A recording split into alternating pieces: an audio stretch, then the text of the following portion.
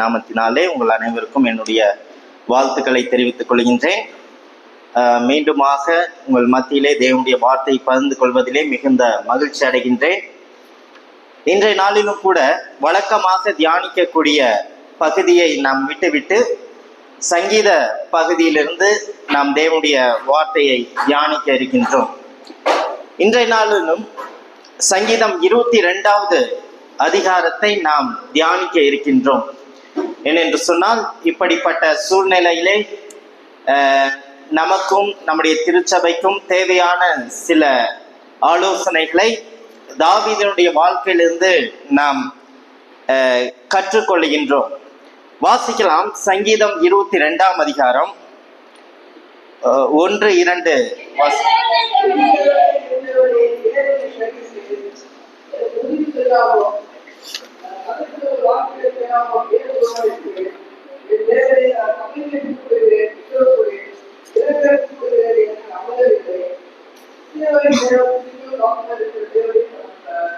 இங்கே தாவீது எவ்வண்ணமாக தேவனிடத்திலே விண்ணப்பிக்கின்றான்.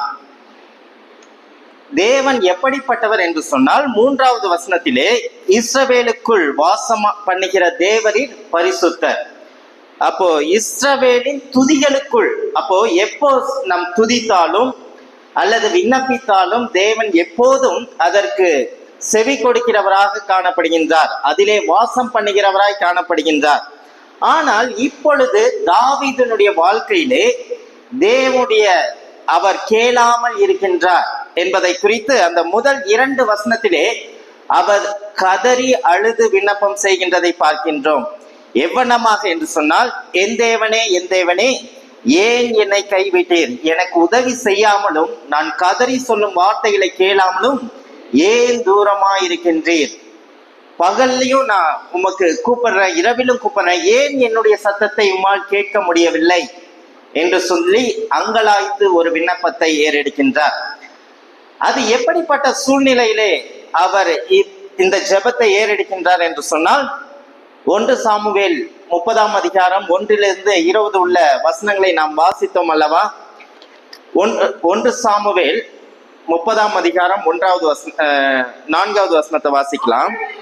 தாவீதும் அவனுடைய ஜனங்களும் அழுகிறதற்கு தங்களை பலமில்லாமல் கோபப்பட்டோம், சத்தமிட்டு அழுதார்கள். 6 வரைக்கும் வாசிங்க. தாவீதின் 2 மனைவிகளாகிய எஸ்ரேலின் கூடாரான அகினோவாமும் கர்மேலின் கூடாரான நாபாலின் மனைவியாயிருந்த அபிகாயிலும் திருப்பி போகப்பட்டார்கள். தாவீது மிகவும் நெருக்கப்பட்டான். தலைவர் ஜனங்களும் தங்கள் குமாரத்தியிருந்தார். மன தேசமானதினால் அவரை கல்லெறிய வேண்டும் என்று சொல்லிவிட்டார்கள். தாவீது தன் தேவனாகிய கர்த்தருக்குள்ளே தன்னை திடப்படுத்திக் கொண்டான். ஓகே, இங்க தாவீதுடைய வாழ்க்கையிலே நடைபெறுகின்ற சம்பவத்தை அவர் சொல்லுகின்றதை பார்க்கின்றோம். அதாவது இதற்கு முன்பதாக நாம் வாசிப்போம் என்று சொன்னால் 1 சாமுவேல் 27ஆம் அதிகாரத்துல தாவீது அவன் எவ்வனமாக இஸ்ரவேல் ஜனங்களினால் புகழப்பட்டான். ஏன் அவ்வாறு இவன் தப்பித்து செல்ல வேண்டும்? இஸ்ரவேல் ஜனங்களுக்குள்ளே தாவீது மிகவும் பிரபலமானான். ஏன் என்று சொன்னால், பெலிஸ்தியர் கோலியாத்தை அவன் வெற்றி பெற்றபடியினாலே சவுலை காட்டிலும் தாவீதுக்கு அதிகமான பிரபலங்கள் ஏற்பட்டது. எனவேதான் அந்த மக்கள் என்ன சொன்னார்கள்? சவுல் கொன்றது 1000, தாவீது கொன்றது 10,000 என்று சொல்லி அவனை வாழ்த்தி பாடும் பொழுது, இவனுக்குள்ளாக சவுல் அவனை எப்படியாவது கொன்றுவிட வேண்டும் என்று சொல்லி அவன் திட்டம் தீட்டினான். அதற்காக தாவீது குகைகள்ல வாழ்ந்தாரு, எல்லா இடத்துலையும் தப்பி 3 இடத்துல தப்பித்தார். அவரை கொன்றே முடித்து விடலாம் என்று சொல்லும் பொழுது எல்லா இடத்திலும் தப்பித்து ஓடி, இப்ப வேறு வழி தெரியாமல் இங்கே செல்கின்றார் என்று சொன்னால், பெலிஸ்தியர் இடத்திலே அவர் தஞ்சம் அடைகின்றான். இந்த பெலிஸ்தியர் யார் என்று சொன்னால், இஸ்ரவேல் ஜனங்களுக்கு விரோதிகளானவர்கள்.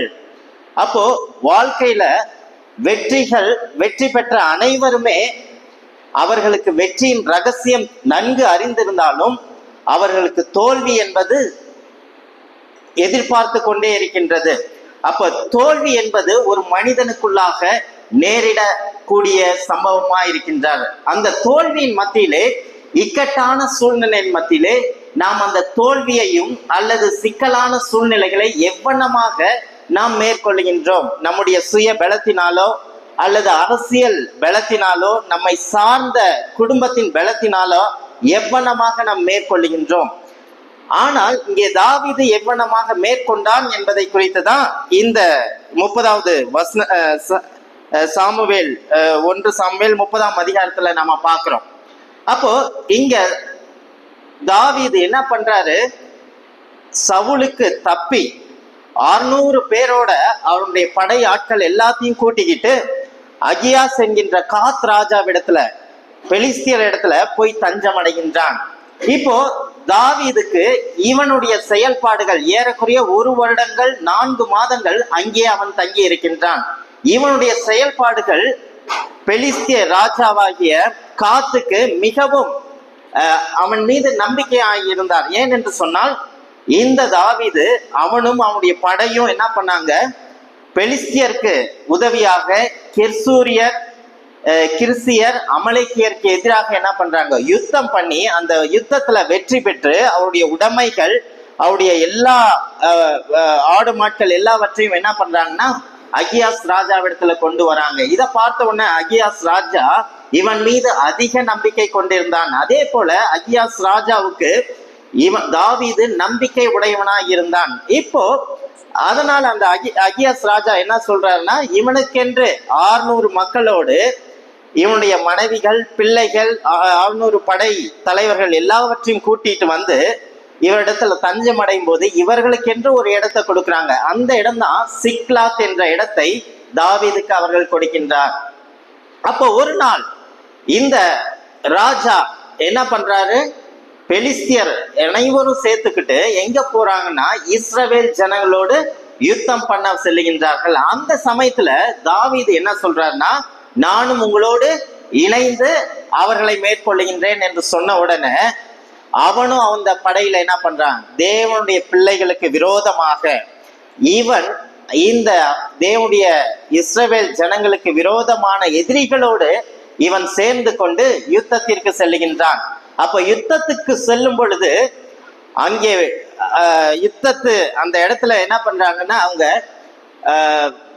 பாளையம் இறங்கின்றார்கள். அந்த இடத்துல இப்ப என்ன சொல்றாங்கன்னா, காத் ராஜாவுக்கு எதிராக எல்லா பிரபுக்களும், பெலிஸ்திய பிரபுக்கள் எல்லாரும் சேர்ந்து இவன் வந்து நம்முடைய எதிரியின் படையில இருந்தவன், நம்முடைய எதிரிகளோடு நம்மை வந்து என்ன பண்றாங்க? போர்ல தோல்வி அடைய செய்த இவன் என்னைக்குனாலும் இவனை நம்ம படையில வைக்கும் போது நமக்கு தோல்விதான் கிடைக்கும். ஏன்னு சொன்னா அவன் ராஜதந்திரத்தோடு சேர்ந்து நம்முடைய படையை வீழ்த்தலாம்னு சொல்லி ராஜா கிட்ட என்ன பண்றாங்க? அனைத்து பிரபுக்களும் முறையிடுறாங்க. ஆனா ராஜா என்ன பண்றாரு? இவன் மேல அதிக நம்பிக்கை வைத்திருந்தனால எதுவும் சொல்லல. ஆனா இவர்களுடைய சம்பந்தத்தினால, இவருடைய அதிகமான அழுத்தத்தினால என்ன பண்றாருன்னா, ராஜா யார?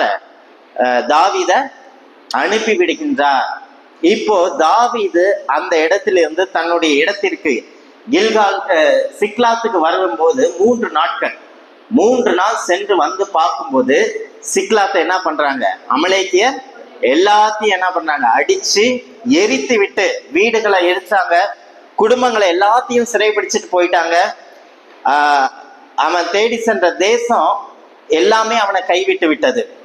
இப்போ அவனுடைய உடைமைகளும் இல்லை, அவனோட உள்ள மனைவிகள், பிள்ளைகள் எல்லாத்தையும் என்ன பண்றாங்கன்னா அவங்க சிறைபிடிச்சிட்டு போயிட்டாங்க அமலேக்கியர். இதை பார்த்த உடனே இப்படிப்பட்ட சூழ்நிலையில நான் சவுலுக்கு பயந்து இந்த இடத்துல வந்த இந்த காத் ராஜாவும் என்னை கைவிட்டு விட்டார்கள், இந்த பெலிஸ்தியரும் என்னை கைவிட்டு விட்டார்கள்.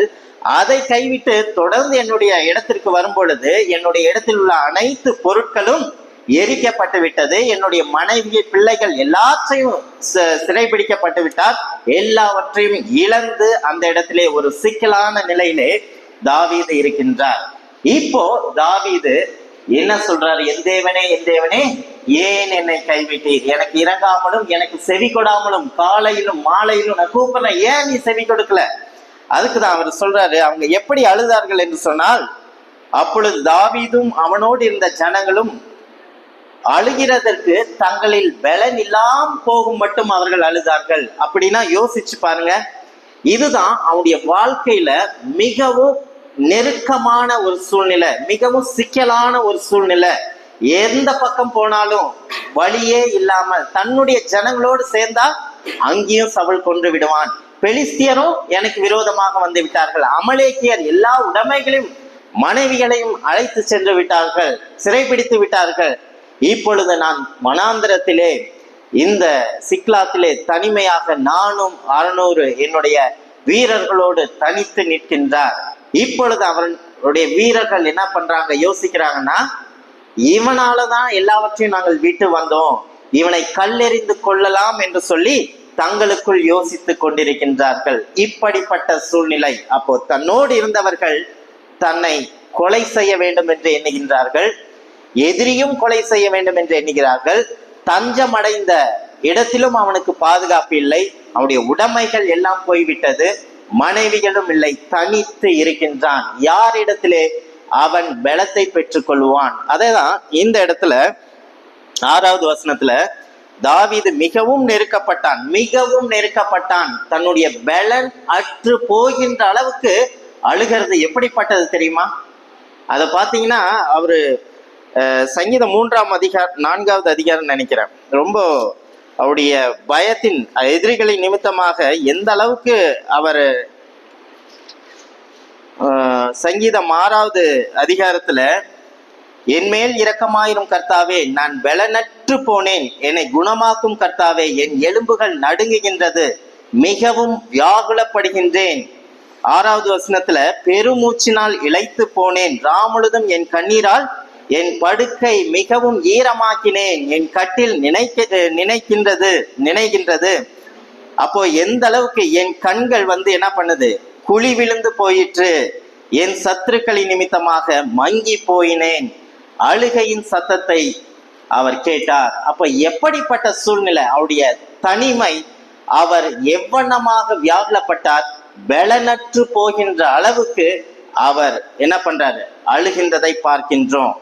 இப்படிப்பட்ட சூழ்நிலையில தான் இந்த சங்கீதத்தை அவர் விண்ணப்பிக்கின்றதை பார்க்கின்றோம். அப்போ இப்படிப்பட்ட சூழ்நிலை நம்முடைய வாழ்க்கையிலும் நிச்சயமாக ஒரு நாள் இல்லை என்று சொன்னால், அல்லது ஒரு நாளிலே நாம் சந்தித்திருப்போம், அல்லது சந்திக்க நாம் ஆயத்தமாக இருக்க வேண்டும். ஏன் என்று சொன்னால், அனைவரும் மனிதர்கள். மனிதர்கள் எப்பொழுது வேண்டுமானாலும் நமக்கு எதிராக மாற முடியும், நம்முடைய குடும்பம் நமக்கு எதிராக மாற முடியும், அல்லது எங்கே பாதுகாப்பு உண்டு என்று தஞ்சம் பெற்றுக்கொள்ளலாம் என்று நினைத்து வருகின்றோமோ அந்த இடமானது நமக்கு எதிராக மாறக்கூடும். நம்முடைய பிள்ளைகள் நமக்கு எதிராக மாறக்கூடும். எப்படி தாவீது ஒரு ராஜாவா இருக்கும்போது அப்சலோம் அவனுக்கு விரோதமாக ஆட்களை கூட்டிக் கொண்டு, தாவீது செருப்பு கூட போடாம என்ன பண்றார், தன்னுடைய மகனுக்கு பயந்து ஓடுகின்றதை பார்க்கின்றோம். எப்படிப்பட்ட சூழ்நிலை! என்றைக்கும் மனிதர்கள் மாறக்கூடியவர்கள். அப்ப யார் இடத்துல தஞ்சம் போக முடியும், யார் என்னை பலப்படுத்த முடியும்? நேற்று இருந்தவர்கள் இன்று எனக்கு இல்லை, இவ்வளவு நாள் என்னை வழி நடத்தினவர்கள் இன்று என்னிடத்தில் இல்லை, என்னுடைய குடும்பம் இல்லை, என்னை வழி நடத்தினவர்கள் இல்லை. அப்படிப்பட்ட சூழ்நிலையிலே நாம் யாரை எதிர்பார்த்து கொண்டிருக்கின்றோம்? தாவீது எப்படி தன்னை கர்த்தருக்குள் திடப்படுத்தினான் என்பதை குறித்து 5 காரியங்களை இந்த காலை வேளையிலே நாம் தியானிக்க இருக்கின்றோம். அப்போ தாவீது தேவனாகிய கர்த்தருக்குள்ளே தன்னை திடப்படுத்தி கொண்டான். The only source that we strengthen in God. அப்போ கடவுள் இடத்துல மட்டுமே நம்ம பலத்தை பெற்றுக்கொள்ள முடியும்.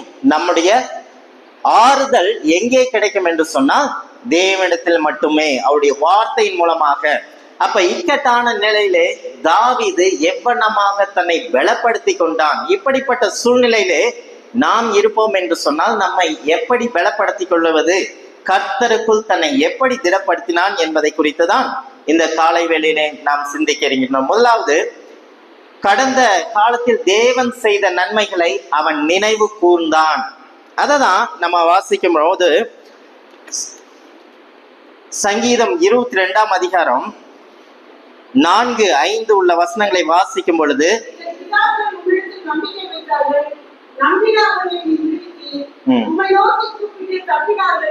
உம்மை நம்பி வெட்கப்பட்டு போகாதிருந்தார்கள். பாத்தீங்களா? அப்போ இவர் என்ன சொல்றாரு? என்னுடைய பிதாக்கள் ஆபிரகாமுக்கு நீர் என்ன செய்தீர், ஈசாக்குக்கு என்ன செய்தீர், யாக்கோபுக்கு என்ன செய்தீர், என்னுடைய பிதாக்களை எவ்வண்ணமாக எதிரினிடத்தில் நீர் தப்புவித்தீர், நீர் எப்படிப்பட்டவர் என்பதை நான் அறிந்திருக்கின்றேன், எனவே நான் கர்த்தருக்குள்ளாக நான் என்னால் திடப்படுத்த முடியும் என்று சொல்லி அவருடைய விண்ணப்பத்திலே அவர் சொல்லுகின்றதை பார்க்கின்றோம்.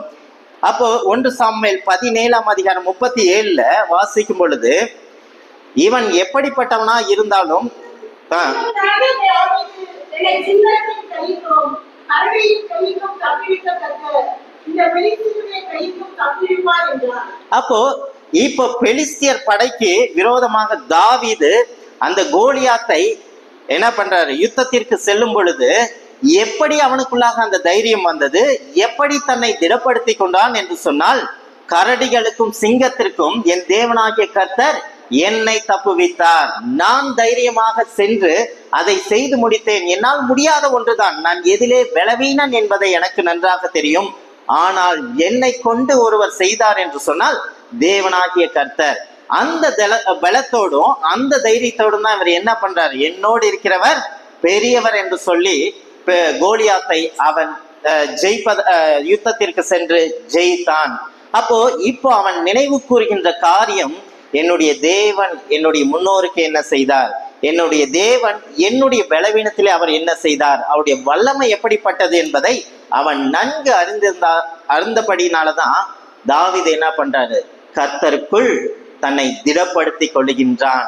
அப்போ ஒருவேளை இப்படிப்பட்ட சூழ்நிலைகள், சிக்லாத்து போன்ற சூழ்நிலைகள் நாம் இருக்கின்ற இடத்திலே இருக்கலாம், அல்லது வேலை செய்கின்ற இடத்திலே இருக்கலாம், அல்லது நம்முடைய உறவினர்கள் இடத்திலே இருக்கலாம். எப்படிப்பட்ட சூழ்நிலையா இருந்தாலும் நாம் யாருக்குள் திடப்படுத்திக் கொள்ள வேண்டும் என்று சொன்னால் கர்த்தருக்குள் தன்னை திடப்படுத்திக் கொள்ள வேண்டும். எவ்வளமாக என்னுடைய வாழ்க்கையிலே என்னுடைய பிறந்த நாள் முதல் இன்று வரைக்கும் என்னுடைய கர்த்தர் என்னென்ன நன்மைகளை எனக்கு செய்தார், எப்படிப்பட்ட சூழ்நிலையிலிருந்து தைரியத்தை கொடுத்து பாதுகாத்து வழிநடத்தி வந்தார், இன்றைக்கு என்னுடைய பிறந்த சூழ்நிலை எப்படிப்பட்டது, இன்றைக்கு நான் வாழ்ந்து கொண்டிருக்கின்ற சூழ்நிலை எப்படிப்பட்டது, இதற்கு காரணம் யார்? என் தேவனாகிய கர்த்தர்.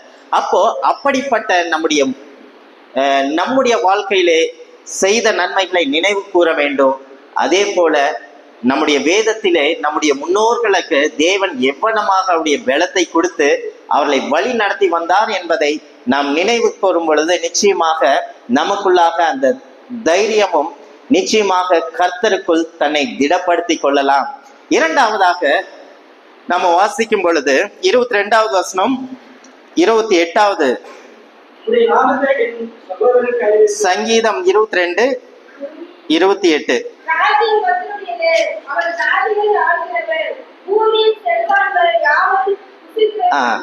28வது வசனத்துல இரண்டாவது, அவன் எவ்வளமாக கர்த்தருக்குள் தன்னை திடப்படுத்தினான் என்று சொன்னால், என் தேவனை அறிகின்ற அறிவு அவனுக்கு அதிகமாக இருந்தது.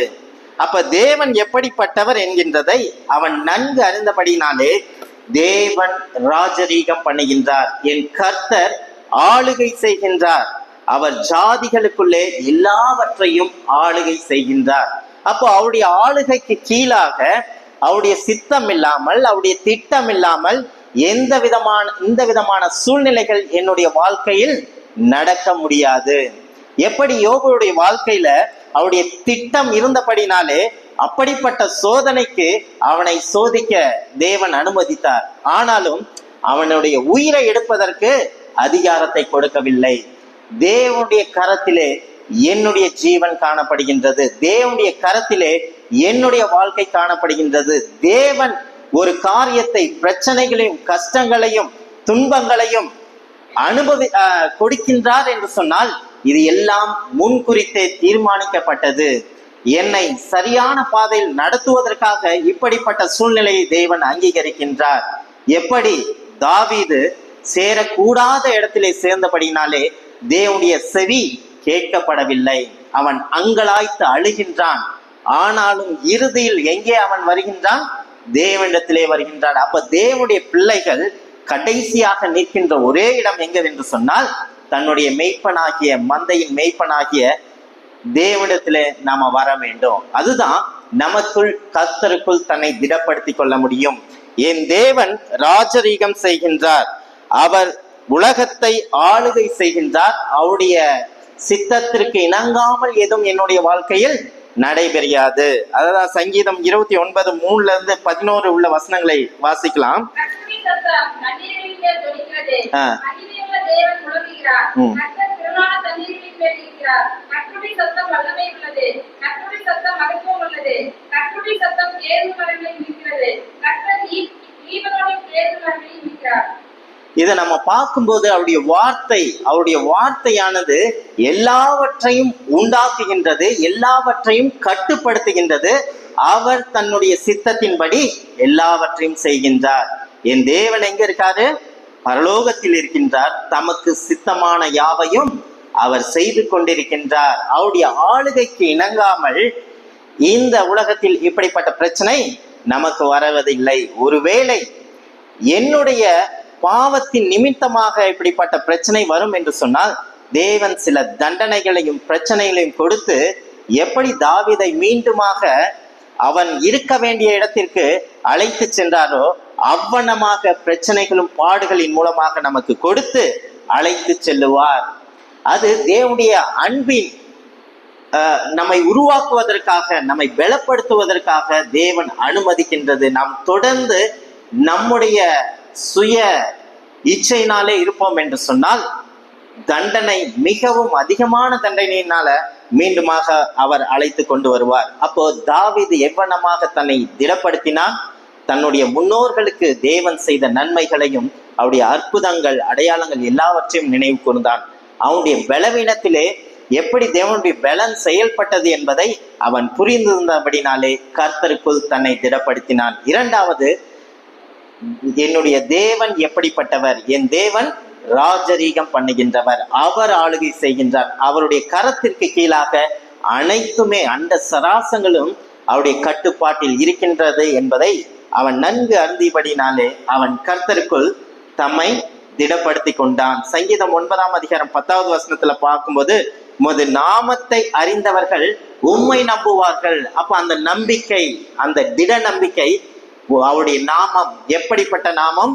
யெகோவா நிசி. நம்ம பாட்டு பாடணும் இல்லையா?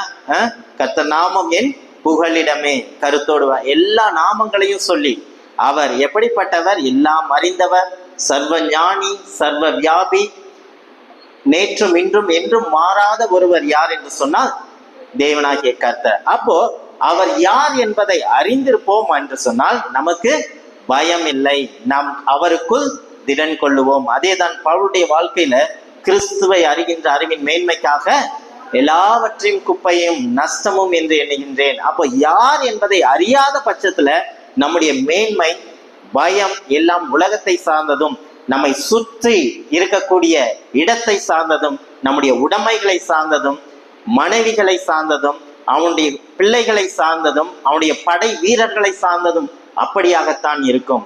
ஆனால் தேவனை அறிகின்ற அறிவு நமக்கு இருக்கும் பொழுது நிச்சயமாக நாம் தேவனையே சார்ந்து வாழ்ந்திருப்போம். என் தேவன் எப்படிப்பட்டவர்? மூன்றாவதாக, தாவீது எல்லா சூழ்நிலையிலும் எப்படி தன்னை திடப்படுத்தி கொண்டான் என்று சொன்னால், அவன் எக்காலத்திலும் அவரை மகிமைப்படுத்த வேண்டும். எல்லா நேரத்திலும் தாவீது துதிக்கின்றவனாய் காணப்படுகின்றான். சங்கீதம் 34:1 நம்ம இப்பவும் பாத்தீங்கன்னா, அவன் சூழ்நிலைகள் மோசமான சூழ்நிலையா இருந்தாலும் யாரை அங்கே மகிமைப்படுத்துகின்றான்? யாருக்குள்ளாக தன்னை திடப்படுத்திக் கொள்ளுகின்றான் என்று சொன்னால் கர்த்தருக்குள்ளாக. அப்போ அந்த மகிமை, அவன் எல்லா நேரத்திலும் தேவனை சார்ந்தே காணப்பட்டான். அப்போ சவுலுக்கு தப்பி குகையில ஓடும் போது கூட அவன் எப்படி சொல்றாரு? சங்கீதம் 57:7-10 வாசிக்கலாம். குகையில இருக்கும் போது கூட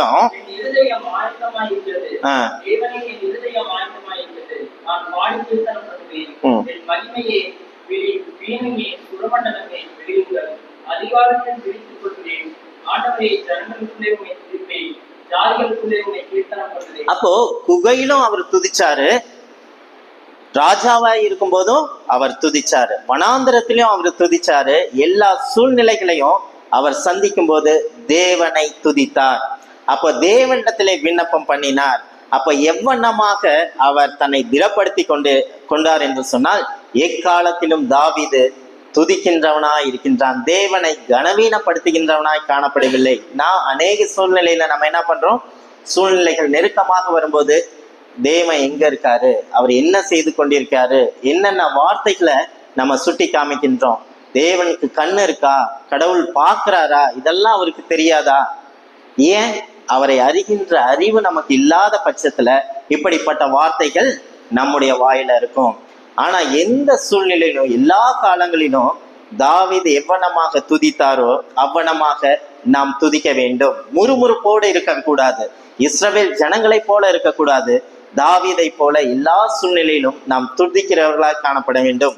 நான்காவதாக, தேவனிடத்துல அவன் எப்படி இருந்தான்னு சொன்னா நம்பிக்கையா இருந்தான். சங்கீதம் 42:5-11 உள்ள வசனங்களை வாசிக்கும் போது, 43:5 பார்க்கும்போது, அவன் எவ்வனமாக தேவனை சார்ந்து நம்பிக்கையாக இருந்தான் என்பதை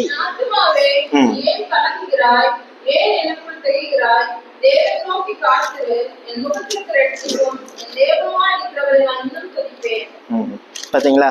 அப்போ என் ஆத்துமா என்பது ஏற்கனவே நம்ம கேட்டிருக்கோம். உலகத்தின் எது சரி எது தவறு என்பது உலக ஞானம் எல்லாவற்றையும் அறிவது நம்முடைய ஆத்மா. நம்முடைய ஆவி தேவனை அறிகின்றது. அப்போ இந்த ஆத்மாவானது இந்த சூழ்நிலைகளை பார்த்து, எல்லாம் சிறைபிடிக்கப்பட்டவர்களை பார்த்தோம், எரிக்கப்பட்ட போன பொருள்களை பார்த்தோம், தன்னோடு இருந்தவர்கள் தனக்கு எதிராக திரும்பியதை பார்த்தோம், ஆத்மா பயப்படுகின்றது. அப்பதான் அவர் ஆவியிலே சொல்லுகின்றார், என் ஆத்மாவே ஏன் இப்படி கலங்குகிறாய், ஏன் பயப்படுகின்றார்? நம்முடைய தேவன் எப்படிப்பட்டவர்? ஒருவேளை உலக ஞானத்தினாலே நாம் நிற்போம் என்று சொன்னால் இவ்வனமான கலக்கங்களும் இவ்வனமான பயமும் நமக்கு காணப்படும். ஆவியிலே நாம் பலப்படுவோம் என்று சொன்னால் ஆத்மாவை நாம் கட்டுக்குள்ளாக வைத்துக் கொள்ள முடியும். எனவே தேவனிடத்துல முழுமையாக நம்பிக்கையாய் இருந்தபடினாலதான் அவர் என்ன சொல்றாரு, தன்னுடைய ஆத்மாவை குறித்து அவர் பேசுகின்றார். ஏன் கலங்குகிறாய், ஏன் வியாகுலப்படுகின்றாய், ஏன் அழுகின்றாய், ஏன் இயங்குகின்றாய்? இப்படிப்பட்ட சூழ்நிலை நமக்கு ஏற்படும், நம்முடைய குடும்பத்தில் ஏற்படும், நம்முடைய உறவினர்கள் மத்தியில ஏற்படும், நம்ம விரும்பினவர்கள் மத்தியில ஏற்படும், நம் வேலை செய்கின்ற இடத்துல ஏற்படும். அப்படிப்பட்ட சூழ்நிலைகள் வரும்போது என் தேவன் யார், என்னுடைய முன்னோர்களுக்கு என்னுடைய வாழ்க்கையில அவர் என்ன செய்தார், என் தேவன் அவர் ராஜரீகம் பண்ணுகிறவர், எல்லாம் அவர்களுடைய கட்டுப்பாட்டில் இருக்கின்றது, நான் எல்லா நேரத்திலும் அவரை துதிப்பேன். துதித்தல் ஒரு சந்தோஷத்தையும் பலத்தையும் கொடுக்கின்றது. பவுலும் சீலாவும் என்ன பண்ணாங்க, சிறைச்சாலைக்கு போன உடனே என்ன பண்ணாங்க, அங்க பயந்து என்ன பண்ணலாம், யாரை பிடிச்சி வெளியே போலாம், எப்படி சொல்லலாம்னு அவங்க யோசிக்காம அவங்க என்ன துதித்து பாடினார்கள். அதே போல யோவானும் பேதுருவும் சனகரிப்பு சங்கத்தின் மூலமாக சிறைச்சாலைக்கு போன போது என்ன பண்ணாங்க, இந்த பாத்திரத்தை இதை பெற்றுக்கொள்வதற்கு நாங்கள் பாத்திரவான்கள், ரொம்ப சந்தோஷமா திரும்பி வராங்க. அப்ப சூழ்நிலைகள் எல்லாவற்றிலும் முறுமுறுப்பு இல்லை, அவர்கள் துதித்தார்கள். துதித்தல் நம்முடைய பலத்தை கொடுக்கின்றது, நம்முடைய ஆவியை தேவனிடத்திலே உறவு கொள்ள வைக்கின்றது. தேவனோடு உறவாடும் பொழுது இந்த உலக பயம் நம்மை விட்டு எடுபட்டு போகும். அடுத்ததாக அவன் என்ன பண்றான், முழுமையாக தேவனை நம்பியே இருந்தபடினாலதான் தன்னுடைய ஆத்மாவை பார்த்து அவன் ஏன் கலங்குகின்றாய், ஏன் தியங்குகின்றாய், ஏன் முறுமுறுக்கின்றாய் என்று அவன் செய்தான். ஏன் சொன்னா அவன் தேவன் எப்படிப்பட்டவர் என்பதை அவன் நன்கு அறிந்திருந்தான். அதான் 22வது சங்கீதத்துல வரும் பொழுது 9-10 உள்ள வசனங்களை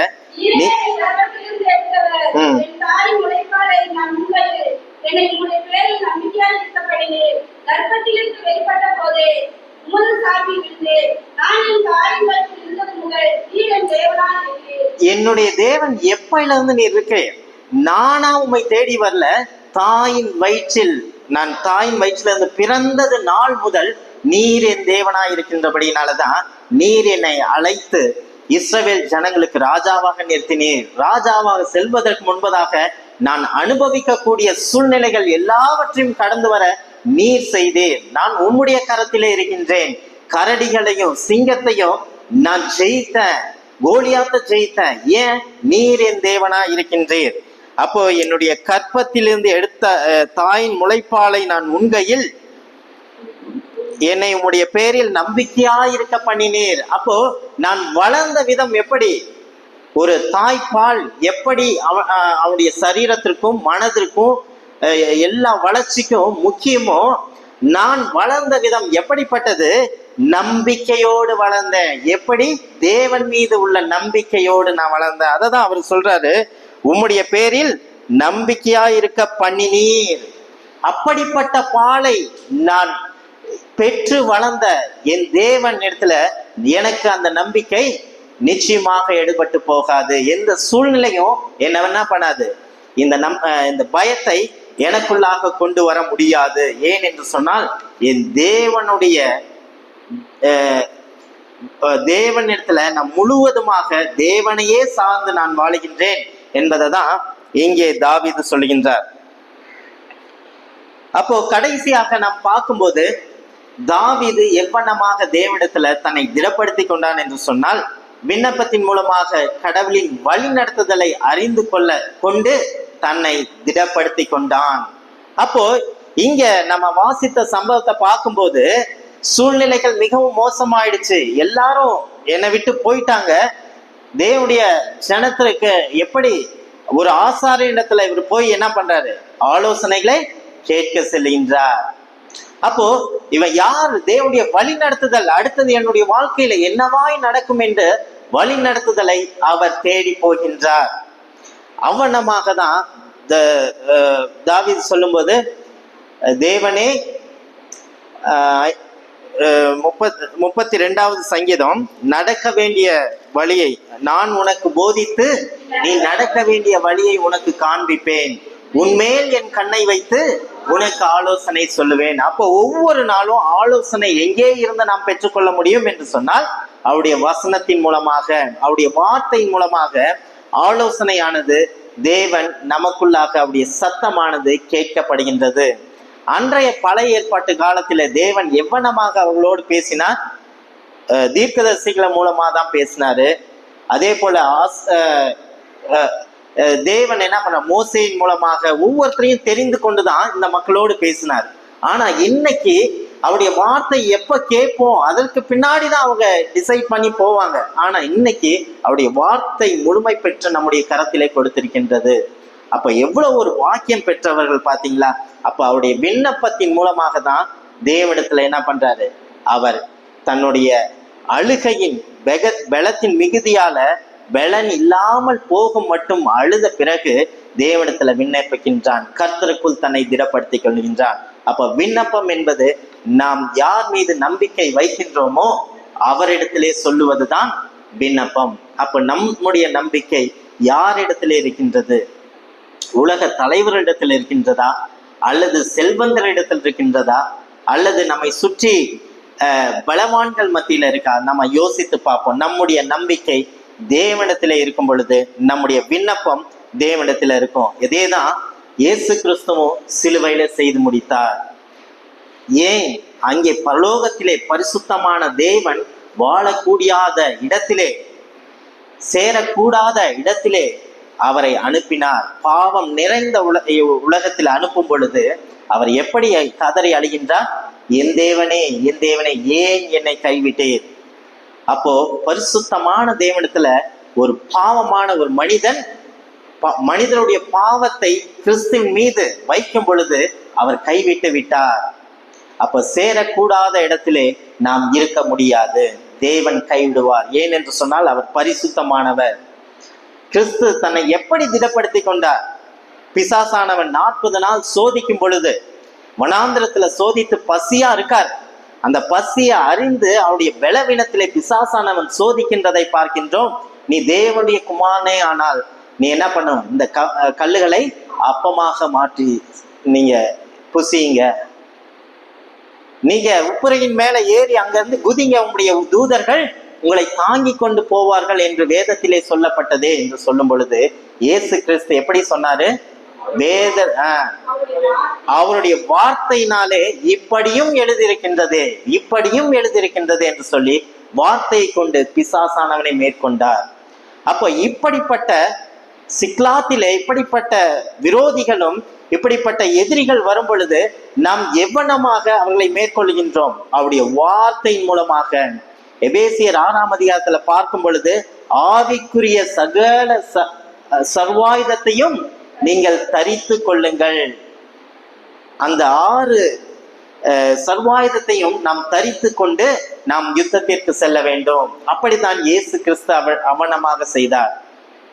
ஒருவேளை இந்த உலகத்திலே அவர் பிடிபட்டாலும் அவருடைய ஜீவனை அவர்களால் எடுக்க முடியவில்லை. பிதாவே இவர்களை மன்னியும், தாங்கள் செய்வது என்னதென்று தெரியாம செய்றாங்க, இது உம்முடைய திட்டம் என்பதை நான் அறிந்திருக்கின்றேன். அத்தனை யூதர்களும் என்னை சூழ்ந்து வளைந்து கொண்டிருக்கும் பொழுது இது உம்முடைய தீர்க்கதரிசனால் சொல்லப்பட்ட காரியம் நிறைவேறுகின்றதை நான் அறிந்திருக்கின்றேன். இதை நான் செய்து முடிக்கணும். என்னுடைய சூழ்நிலைகள் கஷ்டம்தான், என்னால ஏற்றுக்கொள்ள முடியல. நானும் மனிதனுக்கு ஏற்படுகின்ற எல்லா சோதனைகளும் எனக்கு உண்டு. பசியா இருந்தார், தாகமா இருந்தார், கோபப்பட்டார், எல்லாமே இருந்து என்னால் தாங்கிக் கொள்ள முடியவில்லை. கெத்செமனே தோட்டத்துல அவர் என்ன அழுதார்? இந்த பாத்திரம் என்னை விட்டு நீங்க கூடுமானால் நீங்கி போகட்டும், ஆனாலும் என்னுடைய சித்தத்தின்படி அல்ல, உம்முடைய சித்தத்தின்படி.